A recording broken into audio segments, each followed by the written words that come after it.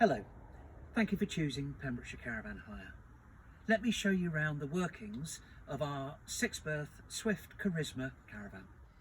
Coming inside the Charisma, you can see just directly above the habitation door, there are two panels. This is the main control panel, and I'll start with that. The button to turn it on, down on the bottom right hand side, you'll see once you turn it on, things will illuminate. You can see on here that it's 12.8 volts in the battery at the moment. These down this right hand side control all sorts of internal things that are all preset, so no reason to touch any of those. The buttons down the left, these are to operate and turn on your lights. The individual lights can then be worked separately, but you need to have these buttons on to make the rest of the lights work. The bottom one here is your water pump. You will need to turn that on to get that water pump to operate in the first place. That will then fill the system and it will cut off automatically once it's completely full. To turn it back off again, just press that initial on-off button there. Once you have the main control panel switched on, we'll move across to the left-hand panel, the trimmer panel here. If I press the middle button, it will illuminate a number of symbols. You can see flashing on the top left-hand side a Caravan with a thermostat inside. Press the button again. This is actually the central heating system. At the moment it says it's off. So if I rotate that button, you can see the temperature setting going up. So if I set it to 21 degrees, press that button, it will flash until it gets up to that 21 degrees, but it will then automatically keep it at that all the time. So that will be your central heating system set. That is going back. You can see that 21 degrees is its target there. This flashes until it gets up to that. And you can see A202 was the other thing, which is AM 202 in the morning, it's saying. So if I move across to the next one, this is a thermostat, and that is your hot water system. So if I press the button, it says it's off. I move it once, it goes to eco, next one to hot, and next one to boost. We tend to set it to hot.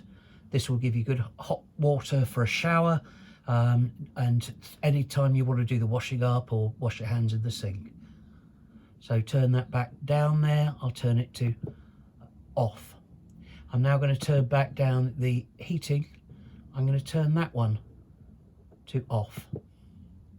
I move across to the third symbol, which is the power supply.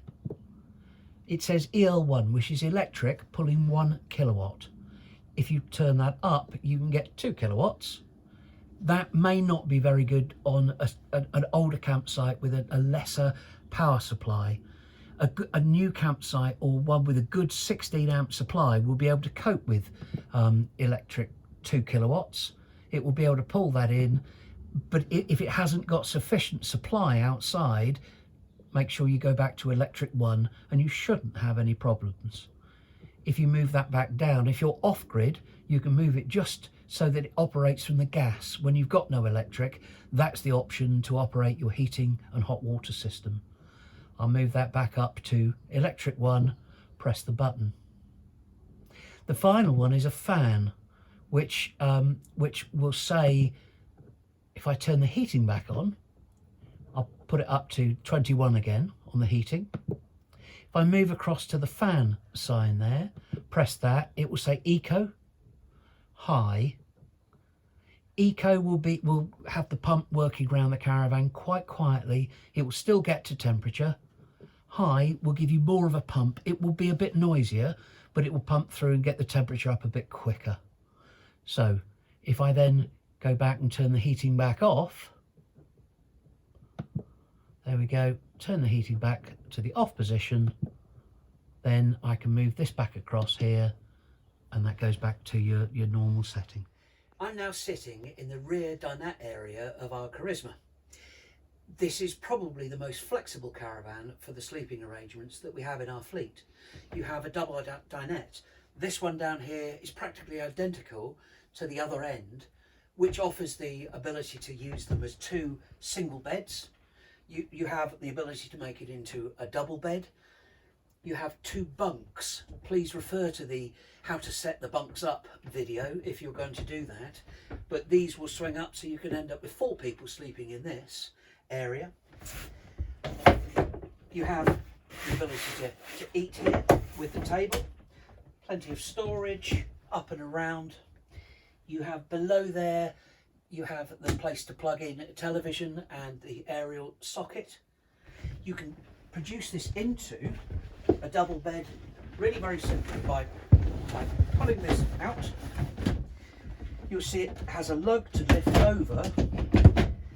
Once you've done that, just pull in the side cushions from both edges, and that then produces probably a 7'6" wide, that's long, and 4'6" wide double bed. To put it back again, just reverse the procedure.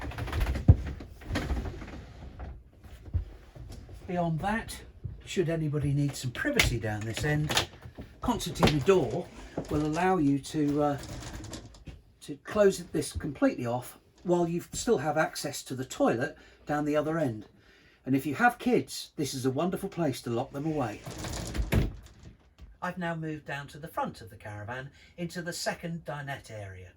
You can see it's very similar to the rear of the caravan, where you have 2 separate single beds, which can also transfer into a double bed if you need. Very similar arrangement here as well. You can see we've got the television stowed for travelling. Make sure that whenever you travel, if you're the one that's towing the caravan, make sure it's stored underneath the cushion so it doesn't fall over and break.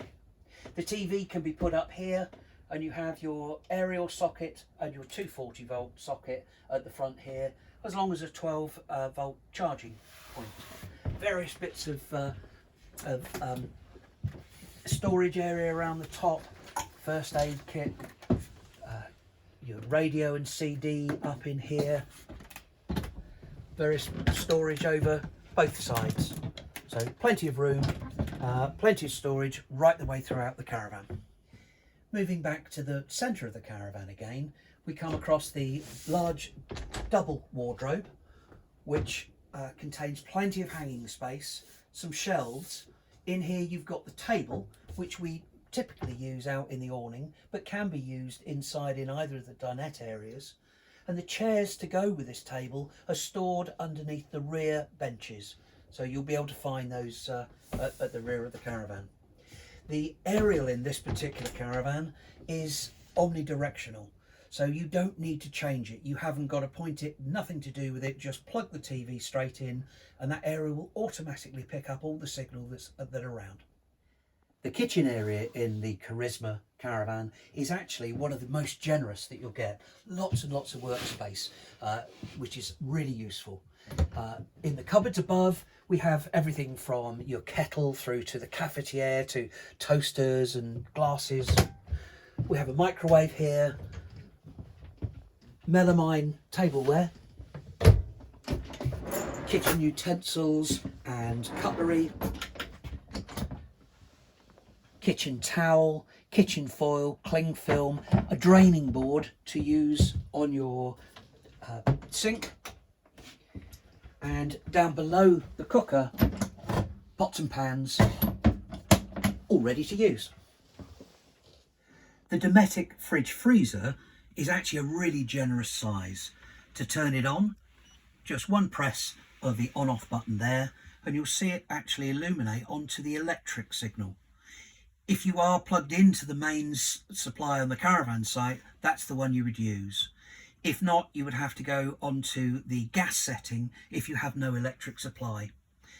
The temperature is changed by pressing this button across here. That's on 1, 2, 3, number 4. It does go up to 5, but we find that on 5, quite often things freeze within the fridge itself. It's so efficient.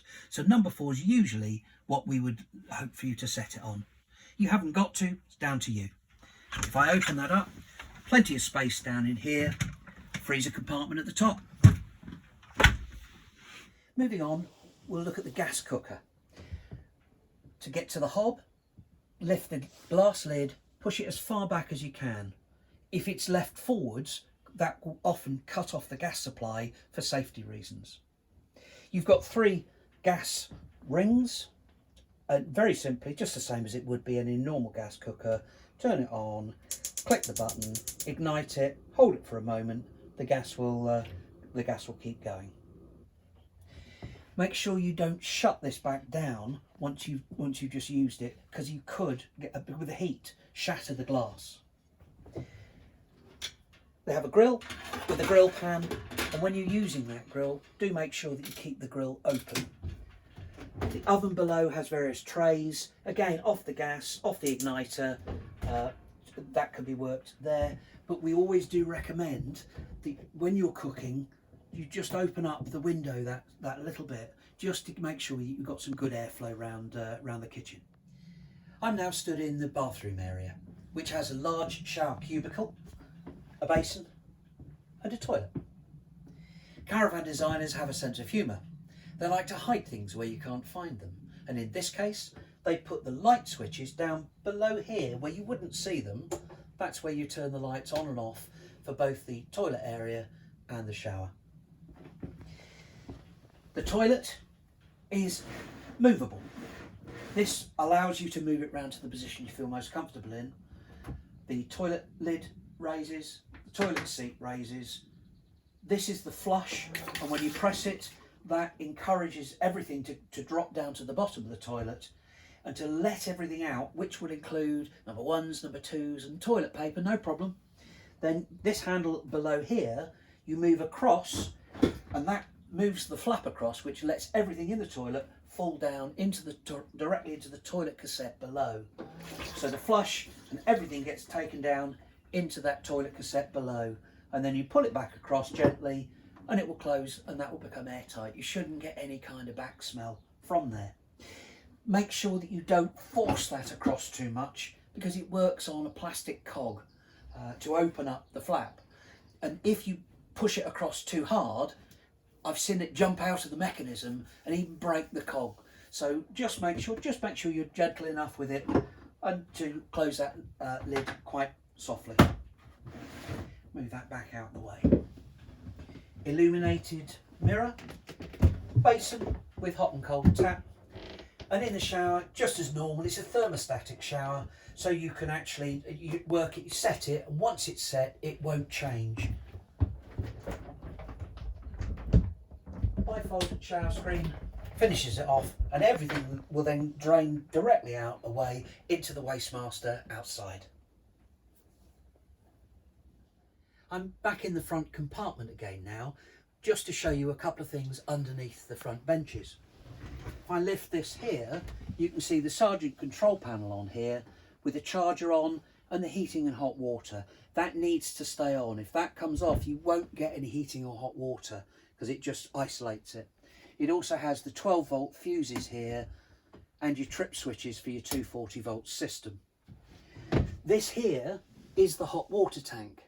So when you've got hot water, if you have a shower, for example, and you use half the tank, it will fill back up automatically with cold water, and might take another 10 or 15, 20 minutes even to get back up to full temperature for a second shower. So you may need to wait in between. Quite often you will be able to get a shower out of it quite easily.